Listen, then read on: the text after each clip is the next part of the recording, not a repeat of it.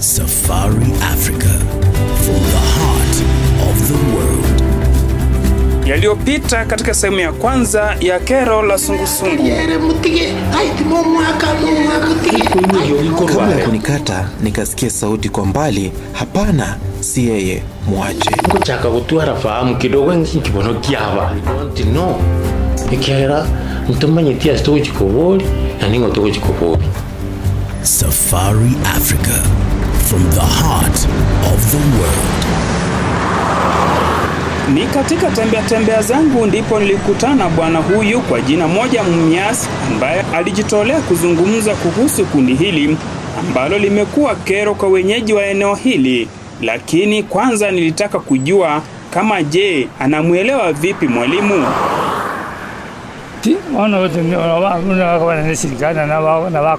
Mwalimu namjua sana kutoka utotoni. Wazazi wake waliaga dunia, akabaki na ndugu yake. Ndugu yake ndiye amekuwa kama mzazi wake. Ni mtu ambaye amekuwa akiishi na jirani zake bila tatizo yote, na hata wanafunzi wake walikuwa wanampenda. Hakuwahi kumkosea mtu yoyote. Hata hivyo aliniambia kwamba kundi hili limebadilisha majina kutoka sungusungu, vigilant, na sasa wanajiita community policing. Hii ni kutokana na serikali kupitia Wizara ya Usalama wa Ndani kusema kuwa makundi yote haramu yaangamizwe na yeyote atakayepatikana akiwa mmoja wa kundi hilo ashtakiwe au atoze faini ya shilingi milioni 1.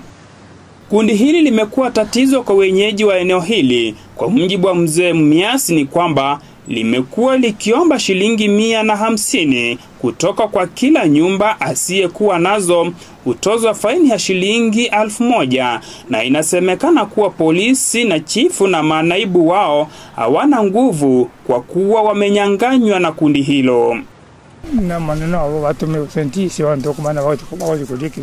Kusema kweli ni kundi ambalo nimekuwa likishirikiana na polisi, na linaomba shilingi 150 kutoka kwa watu. Kama huna, unatoza faini ya shilingi 1000. Hawajali utatoa wapi, mradi wape pesa zao. Tunaogopa kuzungumza kuhusu kundi hili. Ukisema watakujia usiku na kukuua, na hakuna kitu serikali itafanya kwa sababu wanashirikiana na kundi hili. Hata limemnyaganya mzee wa mtaa mamlaka, chifu na naibu wake hawana kazi. Safari Africa, from the heart of the world. Maswali mengi yanaendelea kuibuka kuhusiana na kundi hili. Ni lini lilianza, na muasisi wake ni nani, na malengo yake ni yapi? Kwa mujibu wa mwanachama wa kundi hili ambaye hakutaka jina lake litajwe kwa sababu za usalama wake, ni kwamba kundi hili lilibuniwa kuwalinda wanasiasa na viongozi wengi katika eneo hili dhidi ya wakosoaji wao. Aidha, anasema kwamba wao hulipwa kuwaua watu ambao wanaonekana kuwa wanachunguza wanasiasa, na wanao waua utajwa kama wahalifu, na wanafukuza familia yake na hata kukataa kuzikwa katika shamba lake. Safari Africa, from the heart of the world. Duru za kuaminika zasema kwamba aliyekuwa waziri maarufu katika serikali ya rais mstaafu Daniel Arap Moi na serikali ya NARC iliyokuwa chini ya rais Kibaki ni mmoja wa waanzilishi wa kundi maarufu kama Amachuma ama sungusungu, ambalo lengo lake ni kuwatishia wale ambao anaona kuwa ni tisho kisiasa katika eneo zima la Kisii. Pia duru hizo zaelezea kuwa aliyekuwa mbunge wa South Mugirango ana kundi lake maarufu kama Chinkororo, ambalo lilimtimua waziri Ngeri wakati wa mazishi ya aliyekuwa mbunge wa South Mugirango marehemu Enoch Nyankea Magara.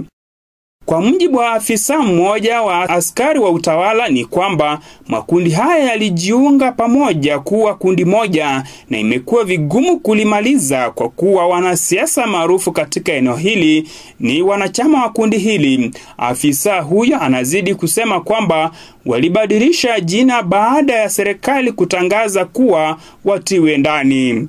Na kufikia hapo, mpenzi msikilizaji wa Safari Africa Radio, ndipo napotia nanga kwenye makala haya ya kurunzi ya Safari Africa Radio, ambapo tunaangazia kero la sungusungu katika kanda ya Kisii.